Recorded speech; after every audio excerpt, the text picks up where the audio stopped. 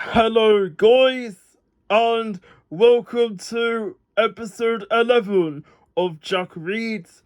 And this is where I'll be reading Snow White and the Seven Dwarfs, which is the book based on the Disney film of the same name. And so, let's continue on with the book. And so, here is the book, which is Snow White and the Seven Dwarfs.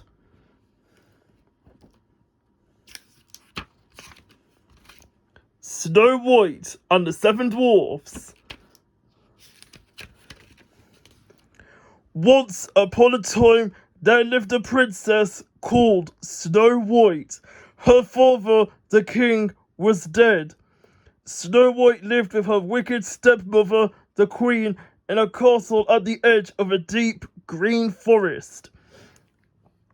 Snow White was very beautiful. Her skin was as white as snow, her hair as black as ebony wood, and her lips were as red as a red rose.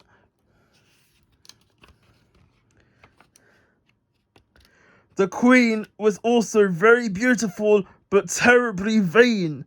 She had a magic mirror, and every day she would look into it and say, "Magic mirror on the wall, who is the fairest one of all?" The mirror would always reply, "You, O queen, are the fairest of them all." But the queen was still jealous of Snow White's beauty. She made the princess dress in rags and work in the castle as a servant. One day, after the queen had spoken to her magic mirror, the mirror replied, "Famed is thy beauty, majesty, but behold, a lovely maid I see. Alas, she is more fair than thee. Lips as red as the rose, hair as black as ebony, skin as white as snow." The queen was furious. "Snow White," she hissed, "it cannot be." Just at that moment, Snow White was cleaning the steps at the castle well. While she worked, she sang of meeting the true love of her dreams. A handsome prince who was passing by stopped at the well to listen. The moment the prince and Snow White met, they fell in love. When the queen saw Snow White and the prince together, she was filled with even more hatred for the princess. She began to think of a plan to get rid of her stepdaughter. The next morning, the queen sent for her huntsman. "Take Snow White out into the forest," she ordered. "I want you to kill her so I never have to see her again." The queen told the huntsman to bring back Snow White's heart in a box to prove that she was dead. The huntsman sadly led the princess into the forest. He knew he could not kill someone who was so kind and innocent. Run into the forest and hide," he told Snow White as he knelt beside her. "The queen must think that you are dead. You must never return."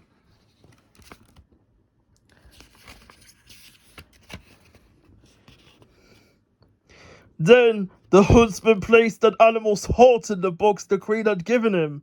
The queen had to believe that Snow White was dead. Horrified, Snow White ran into the forest. She was terrified by the dark shadows and strange noises. Soon, animals and birds gathered round to comfort Snow White. They led her to a little cottage hidden deep in the forest. Snow White knocked on the door and went inside. She wondered who could live in such a tiny house. Everything was so very small.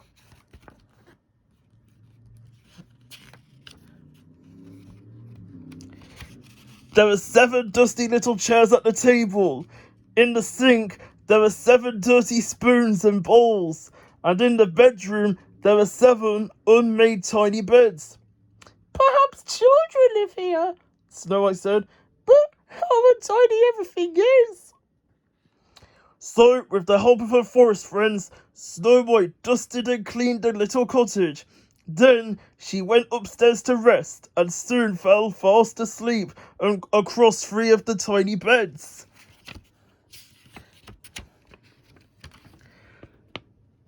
Evening came and the owners of the cottage returned from their day's work. They were seven dwarfs who worked in diamond mines deep in the heart of a mountain. The dwarfs marched along singing, hi ho, it's home from work we go. As soon as they entered the cottage, they knew that something was wrong. It was clean. The floor had been swept and there was a delicious smell coming from a pot on the fire. What's happened? They asked each other in amazement.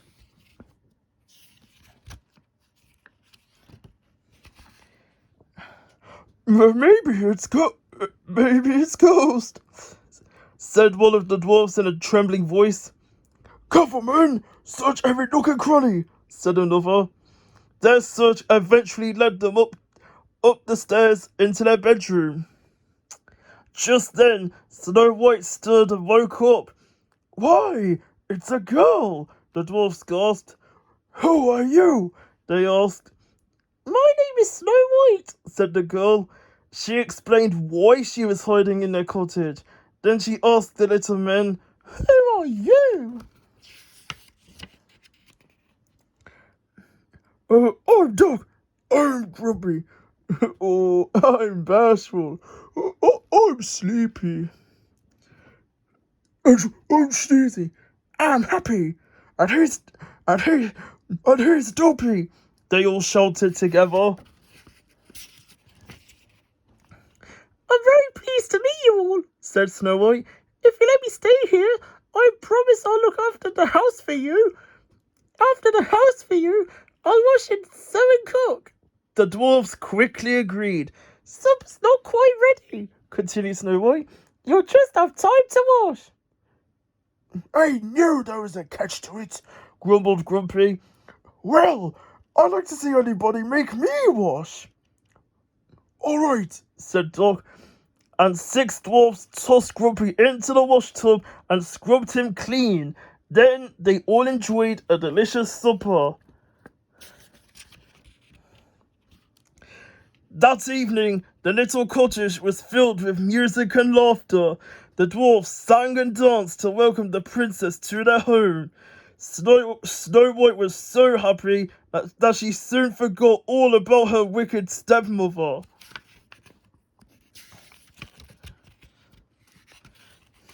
Meanwhile, the wicked stepmother was celebrating Snow White's death, but the next time the queen said the special words to the magic mirror, the mirror replied, Snow White, who dwells with the 7 dwarfs, is as fair as you and as fair again.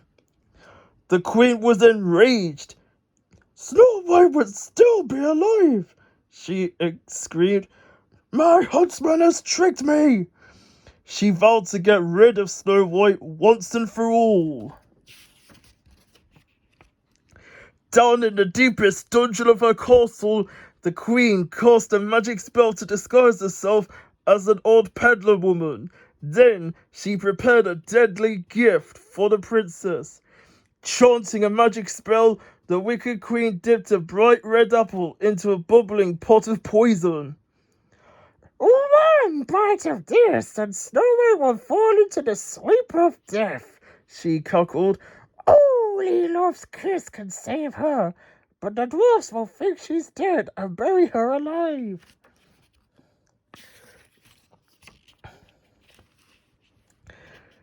The very next day, after the dwarfs had left for work, there was a knock at the cottage door. Snow White opened it and saw an old peddler woman standing there. The woman had a basket full of apples. Try one, pretty maid, she said, smiling. They are magic wishing apples. One bite and all your dreams will come true. Thinking of the prince she had met at the castle well, Snow White reached out for the red apple. She took a bite and fell to the floor. Now I am the fairest in the land, cried the wicked queen before fleeing from the cottage. Luckily, Snow White's forest friends had recognized the queen and fetched the 7 dwarfs for help.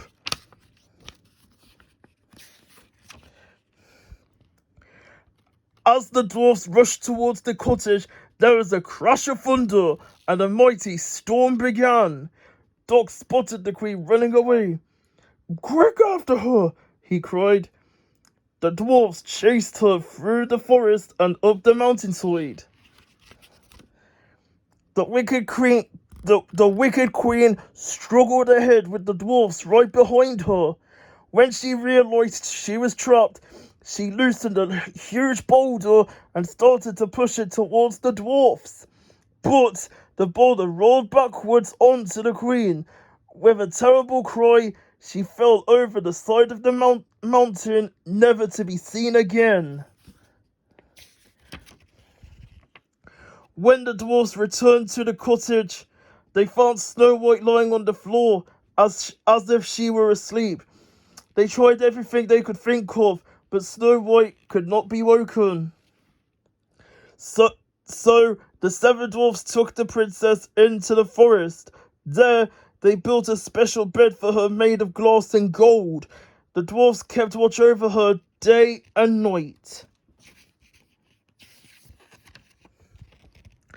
The months slowly passed. Snow White's glass bed was covered with leaves, then snow, and then the blossoms of spring, and still she slept. One day, a handsome young man came riding through the forest. He was the prince who had fallen in love with Snow White by the castle well. When he saw the princess, he got down from his horse, leant over her, and tenderly kissed her. All at once, Snow White's eyes fluttered open. "She's awake!" the dwarfs cried excitedly. The wicked queen's spell was broken. Before Snow White left to begin her new life with the prince, she kissed each of the dwarfs. "I'll come to see you very soon," she promised them. The dwarfs watched the prince sweep his beloved Snow White up into his arms. They knew they would miss her, but they also knew that she and the prince would live happily ever after. The end. The wicked queen is determined to be the fairest in the land. No one can stand in her way, as the beautiful Snow White finds out. And there's the Walt Disney's 100 Years of Magic logo by the description. The end. Well, I hope you've enjoyed that story. Thank you all so much for watching, and I'll see you next time for another video. Bye bye.